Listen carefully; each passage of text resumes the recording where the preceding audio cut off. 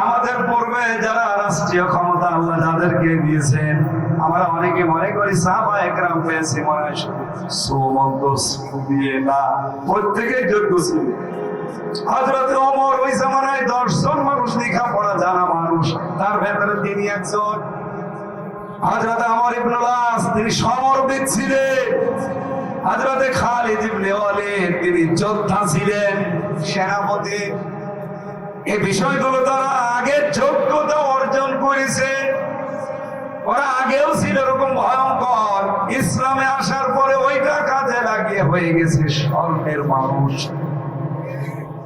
আপনাকে আমরা আহ্বান জানাবো, আমাদের পূর্ববর্তী যাদেরকে আল্লাহ ক্ষমতা দিয়েছেন জমিনে, শুধুমাত্র তার চেহারা দেখে না, পোশাক দেখে না, আল্লাহ তার যোগ্যতা এবং তাকওয়া দেখে দিয়েছেন। ঈমান যদি কোন মানুষ আনতে চায়, হযরতে বেলাল ঈমান এনেছিলেন, হযরতে খাব্বাব ঈমান এনেছিলেন। তাদের ঈমানের দাবির দিকে তাকান। এই মানুষগুলো ঈমান আনার পর তাদের ঈমানকে টিকিয়ে রাখতে গিয়ে এই মানুষগুলো কি না করেছিল আপনি বলেন। কিন্তু আল্লাহ একটা দয়া করে ওরে সরিয়েছে, নয়তো আমার মনে হয় ভেতরেই মরিছে বলে। কণ্ঠটা ওর পর থেকে যে নষ্ট হয়ে গেছে, আর স্বাভাবিক হচ্ছে। কারণ 3 বছর একাধারে তো অনেক জের আছে না, এটা স্বাভাবিক হতে অনেক সময় লাগবে। সে সময়টা পাওয়া যাচ্ছে না। প্রতিদিন এই রাজনৈতিক অনুষ্ঠান 5-6টা করে, আবার এই অনুষ্ঠানগুলো প্রতিদিন জার্নি যা একটু হচ্ছে, 1 পা আগালে 2 পা পিছিয়ে যাচ্ছে। আর কিছু কিছু জায়গায় এমন রাগ হয়, কারণ এই মাইক এমন এমন মাইক নাই, বাদাম বেচা মাইক। এত করে কমিটিকে বলা হয় যে জেলা শহর থেকে পাওয়ারওয়ালা মাইক নিয়ে আসবে। রওশনের সাদের মতো মাইক না নিয়ে এরশাদের মতো মাইক নেবে। চাচা এরশাদ কি বলতে দেখেছেন শেষ বয়সে যে আমার যৌবন এখনো অটুট, এরকম পাওয়ারওয়ালা মাইক নিয়ে আসবে। এর আগে একজন মুরব্বী আলেমের ব্যাপার আমি দেখেছিলাম, আজকে পেলাম এটা।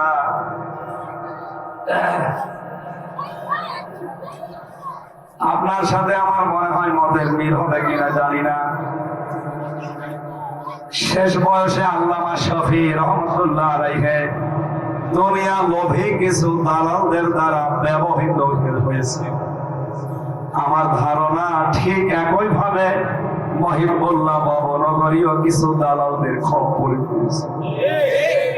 নাই তো এতদিন কোনো কথা বলে না জামাত ইসলাম এই শিবিরে, হঠাৎ করে আপনাকে নাড়া দিচ্ছে কারা বলেন তো? অবশ্যই পেছনে কেউ না কেউ আছে। আল্লামা আহমেদ শফি আল্লাহর জবরদস্তি একজন বুজুর্গ আলেম ছিলেন, তাকে ব্যবহার করেছিল তার সন্তান সহ কিছু দালালরা। তাদের তো টাকা পয়সা ভালো হয়েছে, কিন্তু মাঝখান থেকে লোকটা কালার হয়ে গেছে। এ লোকটাও মুরব্বী মানুষ ভালো, কিন্তু এনাকে বারবার এই কথাগুলো বলানো হচ্ছে যাদের দ্বারা দেখবেন অধিকাংশ গুলো দালাল। আমি অনেকের সাথে জেলে ছিলাম, জেলে থাকাকালীন তাদের ঈমান আমলের অবস্থা আমি দেখে ফেলেছি। 24 ঘন্টা 18 ঘন্টা হু হু করে কাঁদে ওইটুকু জায়গায়। আর আল্লামা সাইদি 13 বছর জেলখানায়, এটিএম আজহার 13-14 বছর জেলখানায়। কোনোদিন তাদের কান্না শুনি না এই কষ্টের কারণ। তারা কাঁদতো আল্লাহর ভয়ে, আর এরা কেঁদেছে শুধু হাসিনার কারণ। আর তারা আজ বিভিন্ন জায়গায় দলে বিদলে ভক্ত হয়ে, আপনি দেখেন, যদি বলা হয় যদি আপনাদের 20টা চেয়ার দেওয়া হবে, আমার মনে হয় সব বাদ দিয়ে তারা এখনই কিসের আকীদার প্রশ্ন, কিসের প্রশ্ন, সব বাবা শাহজালাল সব হলো। কারণ উনি যেমন ব্যবহার হয়েছিলেন, ব্যবহৃত হয়েছিলেন, এ আল্লাহর এই বান্দাও মনে হয় ব্যবহৃত হচ্ছে কিছু দালালদের খপ্পরে পড়ে। আলেম নামে কিছু জালেম তাকে পেছন দরজা দিয়ে শুধু উল্টা পাল্টা ফতোয়া দেয়। বাংলাদেশে এদের যে মানে ভূমিকা আপনি অস্বীকার করতে পারবেন। 11 জন মানুষ জীবন দিয়েছে সরাসরি ফাঁসির দড়ি দেখে দেখে। আপনি তো জীবনে ফাঁসির দড়ি দেখেন, খালি নাম শুনলে অজ্ঞান হয়ে যাবেন, বুঝলেন ফাঁসির দড়ি কি? আপনি এখন জানতে পারছেন না 1.5 ঘন্টা পরে আপনার ফাঁসি। আপনাকে যত খাবার ভালো ভালো দেওয়া হোক আপনি খেতে পারবেন, অথচ মীর কাসিম আলী শহীদ রহমতুল্লাহ আলাইহি মাত্র 3 ঘন্টা পরে তার ফাঁসি। সে কারারক্ষীকে বলছে, ভাই আপনি আমারে ডাক দেবেন, আমি ঘুমিয়ে গেলাম। উনি বলছে, স্যার আপনার তো ফাঁসি 3 ঘন্টা পর। 3 ঘন্টা এখন অনেক সময়, আমি 2 ঘন্টা ঘুমিয়ে নেই। ঠিক দেখেছি উনি ঘুমিয়ে গেল। ওই কারারক্ষী আমারও দায়িত্ব ছিল।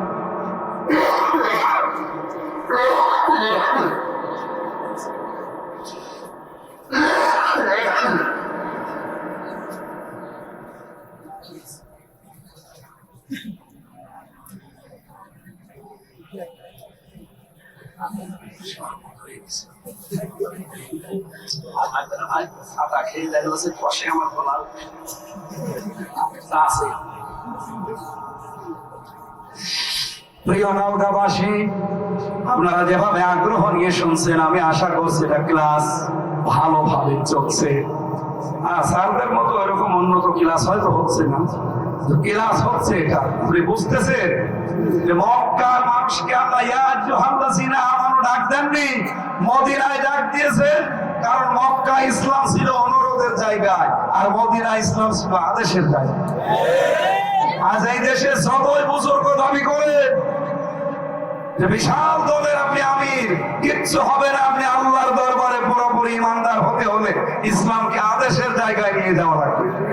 সেই চেষ্টা এবার করছি আমরা। আর আপনার উল্টা পাল্টা ফতোয়া দিয়ে মিশিয়ে দিতে চান, আপনি দায়ী থাকবেন কিয়ামতে। সেরকম একটা সূরা, এটা মদিনার সূরা, মদিনায় নাযিল হয়েছে। 55 নাম্বার আয়াত পড়েছি আমরা। আল্লাহ রাব্বুল আলামিন বলেন, ওয়া'দাল্লাহুল্লাযীনা আমানু মিনকুম।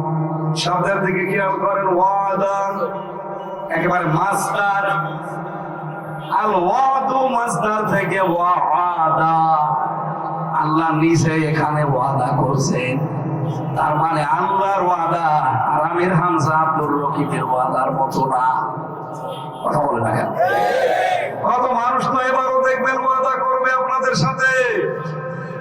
ওয়াদা করলে হলো, ওয়াদা তো 54 বছরে শুনছি আমরা।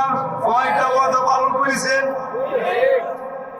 আল্লাহ নিজে ওয়াদা করছে, ইন্নাল্লাহা লা ইউখলিফুল মিআদ। নিশ্চয় আমি আল্লাহ কোন ওয়াদা খিলাফ করি। আল্লাহ এখানে নিজে যে ওয়াদা করছে, আল্লাহর এই ওয়াদা কোনদিন মিথ্যা হতে পারে না। এই বিশ্বাস আমাদের আছে না নেই? আল্লাহ কাদের সাথে ওয়াদা করছেন? আল্লাযীনা আমানু, যারা ঈমান এনেছে। আমাদের এখানে যারা আমরা বসে আছি, আপনি এক বাক্যে বলবেন আমরা কি ঈমান এনেছি না ঈমান পেয়েছি? বলেন। আমরা অধিকাংশ মানুষ এখানে যারা বসে আছি, ঈমান আমার মনে হয় কেউ আনি নাই, সবগুলো আমরা ঈমান পেয়েছি। ঈমান যদি কোনো মানুষ আনতে চায়, হযরতে বেলাল ঈমান এনেছিলেন, হযরতে খাব্বাব ঈমান এনেছিলেন। তাদের ঈমানের দাবির দিকে তাকান। এই মানুষগুলো ঈমান আনার পর তাদের ঈমানকে টিকিয়ে রাখতে গিয়ে এই মানুষগুলো কি না করেছিল আপনি বলেন? আমরা যদি ঈমান আনতাম, সত্যি আমরা ওই কাজগুলো করতাম। আমাদের ঈমান আনা হয়নি, আমাদের ঈমান পাওয়া হয়েছে। বাবা মা ছিল মুসলমান, সেই হিসাবে আমরাও ঈমান পেয়েছি। এবার থেকে আপনাদের আমি আহ্বান জানাচ্ছি, ঈমান আমাদের আনা লাগবে না পাওয়া লাগবে? ঈমান আমরা যারা এনেছি, যারা পেয়েছি, তাদেরকে আনার জন্য আহ্বান জানাচ্ছি। রব্বুল আলামিন কোরআনে কারিমে যত জায়গায় ঈমানদারকে ডাক দিয়েছেন, আমি এই শব্দগুলো মিলিয়ে দেখেছি। তাফসীরে প্রায় 89 জায়গায় পেয়েছি শব্দটা, ইয়া আইয়ুহাল্লাযীনা আমানু। শব্দটা পরিচিত, কিন্তু এত আবেগের ভেতরে আছে। মুফাসসিরিন ইকরাম বলেন, দুনিয়ার মানুষকে আল্লাহ ডাক দেওয়ার সময় বলেন ইয়া আইয়ুহান নাস ওয়া ইয়া আইয়ুহাল ইনসান। আর ঈমানদারকে যখন আল্লাহ ডাক দেন, তখন তার কুদরতি হাত এভাবে উঁচা করে বলেন, ইয়া আইয়ুহাল্লাযীনা আমানু। এত আদর, মহব্বত, ভালোবাসা, আবেগ নিয়ে আল্লাহ ডাকছেন, আসো ঈমানদারেরা। এখানে আল্লাহ ওয়াদা করছেন এরকম ইমানদারদের সাথে আপনার ঈমান আছে কিনা এইটা আবার আপনি পরীক্ষা করতে পারেন। নবীজিকে প্রশ্ন করা হচ্ছে, হে রাসূল, আমার যে ঈমান আছে আমি কিভাবে টের পাবো? এটা আমি পরীক্ষা করব কি দিয়ে? আল্লাহর নবী বলেন, ইযা সাররাতকা হাসানাতুকা ওয়া সাআতকা সাজ্জিআতুকা আনতা মুমিন। যখন তোমার ভালো কাজগুলো তোমাকে আনন্দ দেয় আর অন্যায় দেখলেই তোমার ভেতর থেকে একটা বাধা আসে, কষ্ট লাগে, তখন বুঝবা তোমার ঈমান আছে। আবার আপনি নিজের থেকে পরীক্ষা করেন হাদিস দিয়ে আপনার ঈমান আছে কিনা। ভালো কাজ দেখলে আপনি যেই করুক না কেন ভালো লাগা লাগবে। এই যে ছাত্র দলের ভাইরা এখন আমি দেখতে পাচ্ছি তারা একটা ভালো কাজে প্রতিযোগিতা করছে, বিভিন্ন ম্যাচে, বিভিন্ন হোস্টেলে দেখলাম তারা যে সাই নামাজ, কোরআন শরীফ, এমনকি মসজিদে যারা ছোট ছোট বাচ্চারা নামাজ পড়তে যায় তারা একেবারে দলবদ্ধ হয়েছে, চকলেট দিচ্ছে। এটা ভালো কাজ। এ ভালো কাজ দেখলে সে যেই করুক না কেন আপনার একটা আনন্দ লাগা লাগবে, ভেতরে আপনি খুশি মজা পাবেন। আর যদি মনে হয় যে এটা শুধু আমার দলের লোক করলে ভালো লাগে, অন্য দলের লোক করলে আমার কেমন যেন লাগে, আপনার ঈমানে সমস্যা আছে। ভালো কাজ যেই করুক না কেন এটা ভালো লাগা লাগবে, অন্যায় যেই করুক আপনার কাছে খারাপ লাগতে হবে। কথা বলেন।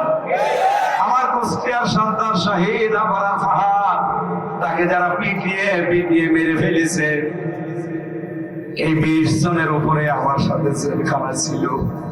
মাঝে মাঝে দেখা করতে এসে আফসোস করতো যে করে ফেলেছি। বন্ধুদের পাল্লায় পড়ে, দলীয় পাল্লায় পড়ে, বড় ভাইদের কথা মতো এগুলো পিটিয়ে মেরে ফেলেছি। তারা তো এখন জেল খাটে না, তারা তো এখন ফাঁসির আসামি না। মাঝখান থেকে আমাদের জীবন, দুনিয়া, আখিরাত সব নষ্ট হয়ে গেল। একটা হিন্দু ছেলে পেয়েছিলাম, আমার মনে হয় 24 ঘন্টার প্রায় 10-12 ঘন্টা একাধারে কান্নাকাটি করত। চিকিৎসা নিতে যেতাম, মাঝে মাঝে দেখি কাঁদতেছে। ওই ময়মনসিংহ নেত্রকোনার ওই লাইনে বাড়ি। অঝর নয়নে কেঁদে কেঁদে বলতো, কোন কারণে এই ভ্রান্ত আদর্শকে গ্রহণ করতে গিয়েছিলাম। তার বিবেকটা অন্তত এখন কাজে লেগেছে, তার ঈমান নেই কিন্তু বিবেক আছে। ওই সময় যদি ওই বিবেকটা তার জাগ্রত থাকতো, ও কিন্তু আবরার ফাহাদকে পিটিয়ে হত্যা করতো না। আমার কথা হচ্ছে, আবরার ফাহাদকে যারা মেরেছে, কাজটা কি ভালো কাজ না খারাপ কাজ? সে যেই করুক না কেন আপনাকে খারাপ বলা লাগবে। কিন্তু অনেক মানুষ বলছে না, শিবির মেরেছে, অসুবিধা নেই। শিবির কি মানুষ না? কি রাজনীতি আরম্ভ হয়েছিল 15.5 বছরে। একটা ছেলেকে আপনি মেরে ফেলবেন, সাংবাদিকরা বলবে কাকে মেরেছে, যদি বলেন শিবির, অসুবিধা নেই। কোথায় পৌঁছেছিল? শিবিরের সাবেক সভাপতি ইঞ্জিনিয়ার মোহাম্মদ সিরাজুল ইসলাম পাবনায় বাড়ি। কিছুদিন আগে উনি সভাপতি ছিলেন, কয়েক বছর আগে। কালকে একটা ভিডিওতে কথা বলছিলাম, অঝর নয়নে কাঁদছে। উনি বইয়ের ছাত্র ছিলেন, ওনাকে কুকুরের মতো পিটিয়েছিল ছাত্রলীগের ভাইরা। দোষ একটাই, যে ও নামাজ পড়ে, শিবির করে, এই একটাই দোষ।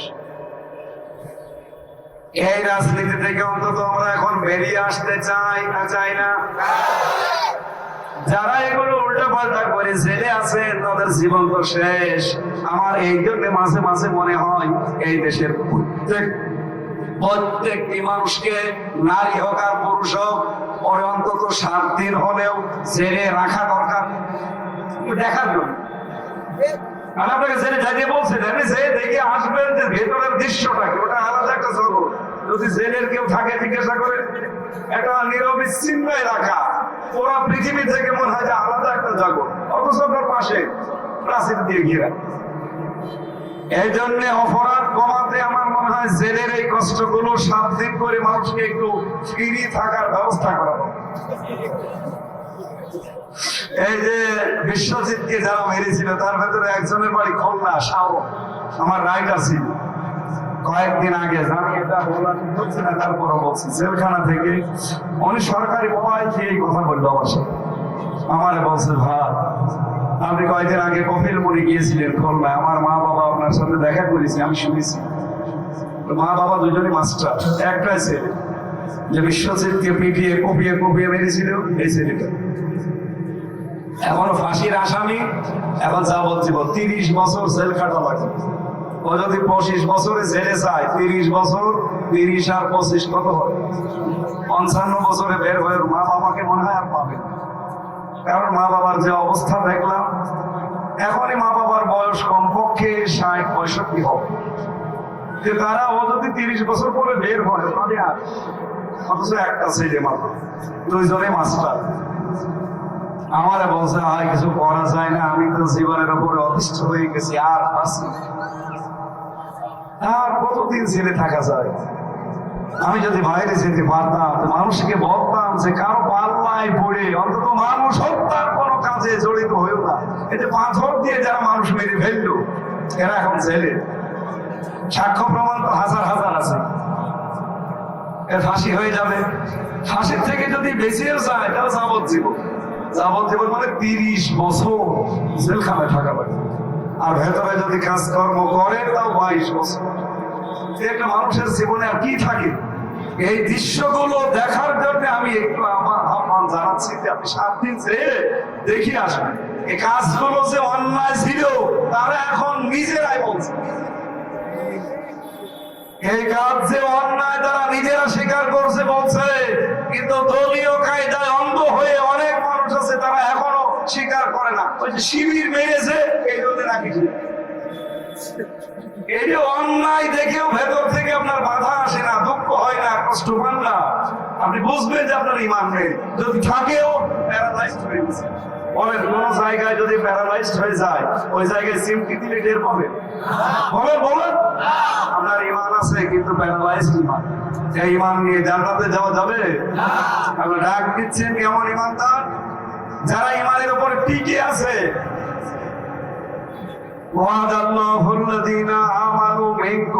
তোমাদের ভেতরে যারা ঈমান এনেছে,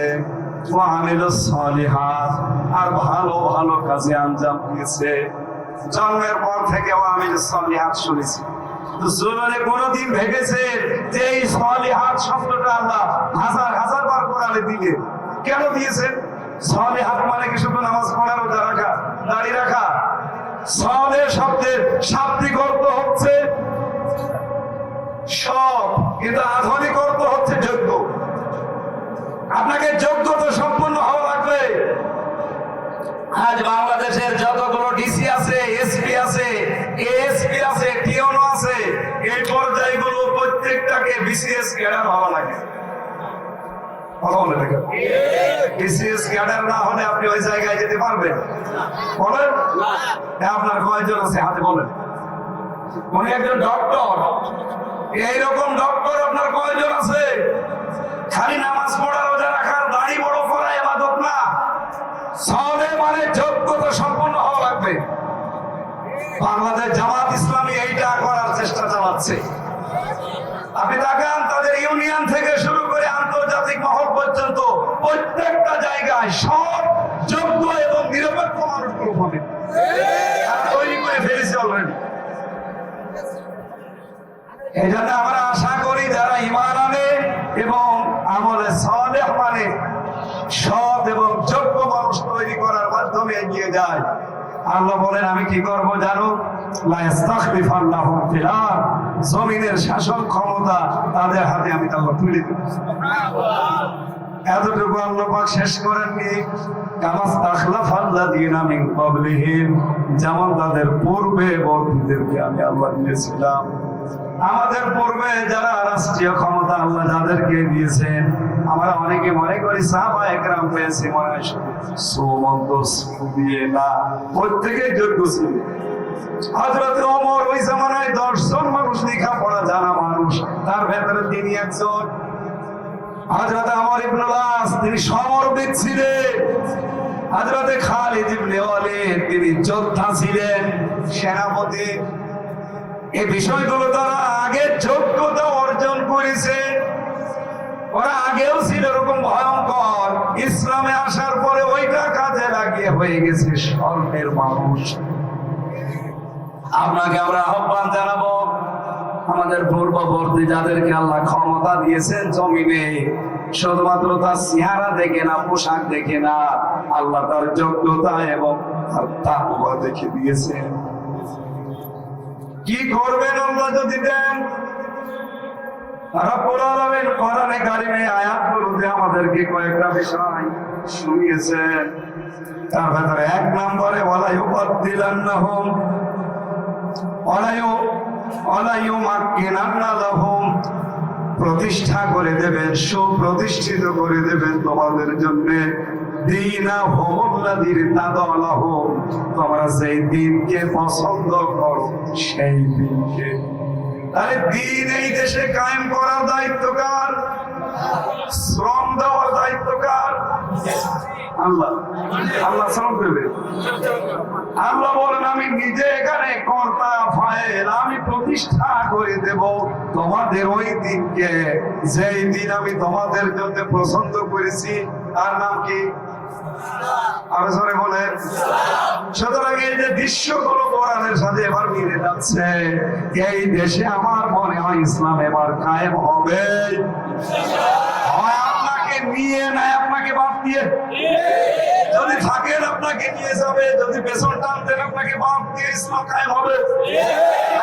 আপনি কি করবেন?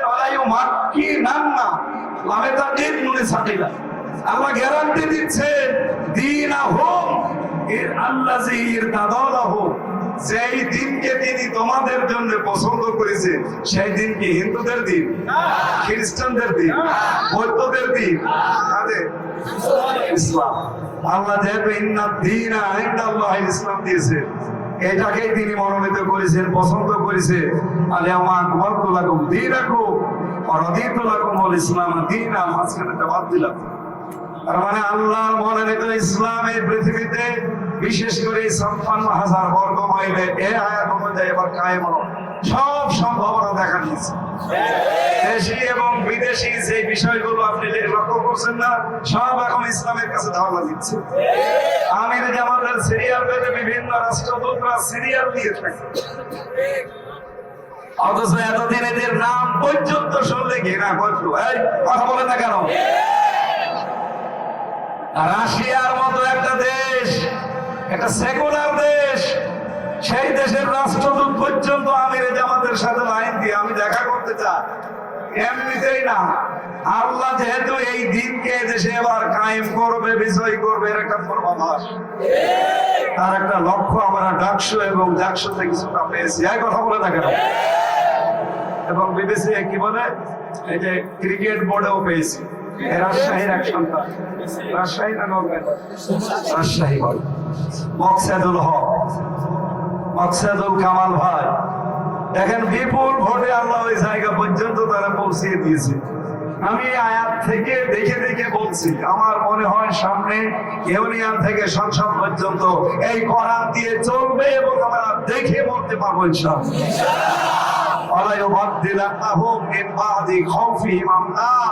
আমি আল্লাহ বদল করে দেব তোমাদের যে অবস্থা আছে ভীতিপূর্ণ, এটা নিরাপত্তার দ্বারা। আমরা এখন ভয় আছি না অনেক জায়গায়, বিভিন্ন রকমের ভয় এখনো আছে, যদিও ভয়টা আল্লাহ অনেকাংশে আমাদের থেকে এখন দূর করে দিয়েছে। এই যে পূজা গেল, এই 54 বছরে এত নির্বিঘ্নে পূজা বাংলাদেশে হয় না। অন্যান্য বছর আসলে আমরা মুসলমানেরা আতঙ্কে থাকতাম, না জানি কোন অঘটন ঘটিয়ে মাথায় বাচ্চা দিয়ে। আমির জামাতের ঘোষণা ছিল এই দেশে মসজিদ যেমন পাহারা দেওয়া লাগে না, মন্দিরও পাহারা দেওয়া লাগবে না ইনশাআল্লাহ। ইসলাম এখন কায়েম না হলে, যদি এত নির্বিঘ্ন হয়ে যায়, কায়েম হলে এই দেশটা মিনি জান্নাত হয়ে যাবে। আমাদের কাজ কি হবে তখন? ইয়াবুদুনানি, আল্লাহ বলেন তোমরা ইবাদত করবা শুধু আমার, লা ইউশরিকুনা বি শাইআ, আল্লাহর সাথে শরীক করা যাবে না। এটা দ্বারা আমি অন্যান্য ধর্মের যারা আছেন, যদি মাইকের আওয়াজ শুনতে পান অথবা মিডিয়ার মাধ্যমে কানে যায়, যেহেতু একটা নিরাপত্তার দেশ আল্লাহ আমাদেরকে উপহার দিচ্ছে, আমরা চাইবো আগামীতে এই দেশে আমরা যেন শিরিক না করি। কথা বলে না কেন? কারণ শিরিক করলে সেই জায়গার দায়িত্ব নেয় না। অমান দাখলাহু কানা আমিনা, আপনি যদি এই মক্কা শরীফের ভেতরে প্রবেশ করেন হারামের এরিয়ায়, আপনাকে নিরাপত্তা দেয় কে? কারণ হারামের এরিয়ার ভেতরে আপনি কোনো শিরিক পাবেন না। এজন্য পুরো হারামের এরিয়াটাই হয়ে গেছে নিরাপত্তা বেষ্টিত। 56,000 বর্গ মাইলের বাংলাদেশ তো কাবা শরীফ না। এটা যদি আমরা শিরিক মুক্ত কাবা শরীফের মতো করতে পারি, আল্লাহর কসম এই এরিয়াটা আমার আল্লাহ নিরাপত্তার চাদর দিয়ে বেষ্টন করে দেবে। তখন আপনি মক্কা কাবার এরিয়ার মতো চলবেন, কোনো চিন্তা নেই, কোনো ভয় নেই। আল্লাহ কোরআনে কারিমে নির্দেশ দিয়েছেন, হে নবী আপনি কি দেখতে পান না হারামান আমিনা ইউতাখাত্তাফুন নাসু মিন হাওলিহিম, আমি হারামের এরিয়াকে কিভাবে নিরাপত্তার চাদর দিয়ে ঢেকে দিয়েছি। এখানে কোনো মারামারি কাটাকাটি সব ডাকাতি চুরি চিন্তায় নেই। অথচ আপনি এর বাইরে চেয়ে দেখেন কি অবস্থা। আমাদের 56,000 বর্গ মাইলকে আমরা অন্তত হেরেম শরীফের মতো শিরিক মুক্ত করার চেষ্টা চালাবো ইনশাআল্লাহ। অন্য ধর্মে যারা আছেন আপনারা ভুল পথে আছেন, এক কথায় বলছেন। কারণ মাটির তৈরি করা এই মূর্তির সামনে নিজেকে আপনি আত্মসমর্পণ করাচ্ছে। আমি সেদিন সিরাজগঞ্জে দেখেছিলাম, আমার মাহফিলের গেট আর পূজার গেট পাশাপাশি। বৃষ্টি হয়েছিল, এই জন্য কমিটি আমার নিয়ে গেল পেছন দিয়ে যাওয়ার সময় দেখি সামনে যাদের 8টা-10টা করে হাত, পেছনে ওই মূর্তি ঠিক জায়গা মতো পাশ দিয়ে খাড়া করে। একেবারে সত্য কথা, একটাও খারাপ হয়ে দাঁড়িয়ে থাকতে পারে না। 2 পা আছে, 8-10টা হাত আছে, কিন্তু 5টা জায়গা সে নারীর আকৃতি হোক, পুরুষের আকৃতি হোক। আমি ওই মাহফিলে বলেছিলাম, এই মাটির তৈরি, বাঁশের তৈরি, কাঠের তৈরি মূর্তির সামনে মাথা নত না করে মাটির মালিকের সামনে আসেন আমরা মাথা নত। বিবেকটা যদি একটু কারো কাছে লাগে, সে তো পৃথিবীর কোন ধর্মে থাকতেই পারে না। সেদিন যশোরের এক অধ্যাপক, উনি বিশেষ গেডা, ওনারে বলেছিলাম, স্যার আপনাকে মুসলমান হতে আমি বলি না, কিন্তু কোরআন পড়ো, আপনি একটু বুঝে বুঝে পড়বে। 3 মাস সময় দিলাম, 3 মাস পরে দেখি আল্লাহ বান্দা মুসলমান হয়েছে। কোরআনে কারিমের সেই শক্তি আছে না? এখনো আছে। আপনাদের আহ্বান জানাচ্ছি, এর কাছে আসেন, শিরিক মুক্ত জীবন তৈরি করতে পারবো ইনশাআল্লাহ।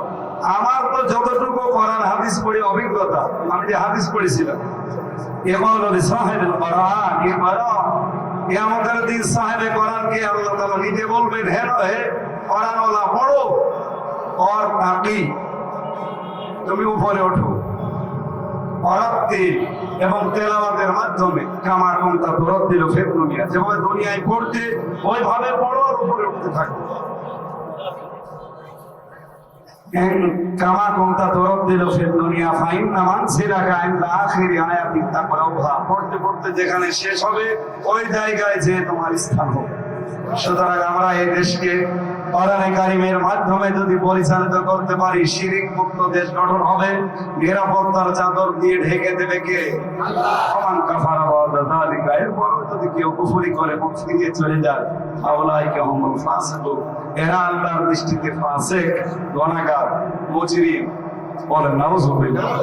আল্লাহ তুমি আমাদেরকে এর ভেতরে ফেলে দিও না। তুমি যে ওয়াদা দিয়েছো ওই ওয়াদার ভেতরে আমরা যেন থাকি। বলেন আমিন। সম্মানিত মা বোনেরা, শুধু নামাজ পড়া, রোজা রাখা, কালো বোরকা পরা ইবাদত না, পারিবারিক জীবনে আর শান্তি নেই। 100টা পরিবারের প্রায় 98টা পরিবার শুধু বউ আর শাশুড়ির ছোট মনের কারণে। আপনি দেখবেন অনেক শাশুড়ি আছে নিজের মেয়ে দুধ, কলা, ডিম, আঙ্গুর, বেদানা, মরণের খাওয়া খায়, আর বৌমা যদি সকালে একটা সিদ্ধ ডিম খায়, ডিম খাওয়া লাগে, ছেলে মেয়ে আমরা জন্ম দেয়নি, আপনার মেয়ে যে মরণের খাওয়া খায়, ওইটা কিছু বলেন না কেন? এরকম ছোট মনের শাশুড়ি নেই? আর এরকম ছোট মনের শাশুড়ি আছে? হাত বলেন তো। আছে। আমি আমার শাশুড়ির কথা বলছি, এদিকে তাকান। বাংলাদেশের যত শাশুড়ি আছে আমি গ্যারান্টি দিয়ে বলতে পারি, তারা জামাইকে যত রকমের খাবার খাওয়াতে পারে জামাই যত রকমের খাবার খাবে, শাশুড়ির তত রকমের আনন্দ লাগবে। কথা বলে দেখেন, এটা খান ওটা খান, এটা খান ওটা খান, যত খাবেন শাশুড়ি আনন্দ পাবে। কিন্তু এই শাশুড়ির মেয়ে আমার বাড়িতে এসে যদি 5-6 রকমের খাবার খায়, আমার মা সহ্য করতে পারে না। এমন মা দেশে নেই? তাই কার কার মা আছে আমি দেখতে চাই, দেখি হাত তোলেন। তোলেন, আপনার মার বাড়ি আমি যাবো, তোলেন। না, মা বোনেরা সাথে নামাজ পড়বেন আর মনে করবেন জান্নাত চলে গেছি। আপনার পুত্র বধূর সাথে নিজের মেয়ের মতো আচরণ করতে পারেন না? আমার সাথে আমার শাশুড়ি যে আচরণ করে, আমি চাই আমার বউর সাথে আমার মা ওই আচরণ করে। হ্যাঁ, কথা বলে না কেন? আল্লাহ মেয়েদেরকে এটা বোঝার তৌফিক যত তাড়াতাড়ি দেবে, পরিবারে তত তাড়াতাড়ি শান্তি হবে। এশার নামাজের সময় চলছে, আজান হয়ে গেছে, আর কণ্ঠ এরপরে ঘন্টাখানি আরো কথা বলা লাগবে। এরপরে নওগাঁ জেলার ভেতরে আল্লাহুম্মা আমিন। লা ইলাহা ইল্লা আনতা সুবহানাক ইন্নী কুনতু মিনাস সালিমিন। আল্লাহ যেভাবে আরম্ভ করেছিলাম, ঘন্টার পরে ঘন্টা বদলে বেড়ে চলে যেত না। কোরআন শোনার জন্য এত পাগল, আমার কণ্ঠ এবং শরীরের দিকে তাকিয়ে আমি শেষ করে দিয়েছি। যতটুকু বললাম আল্লাহ আমল করার তৌফিক দাও। সওয়াবগুলো নবীজির রওজায় পৌঁছিয়ে দাও। এই মাহফিল বাস্তবায়নে যারা শ্রম দিয়েছে তাদেরকে তুমি খালি হাতে ফেরত দিও না, মনের আশাগুলো পূরণ করে দাও। সম্মানিত সভাপতি, এলাকার একজন কৃতি সন্তান ডক্টর আরিফুজ্জামান, রব্বুল আলামিন তাকে যে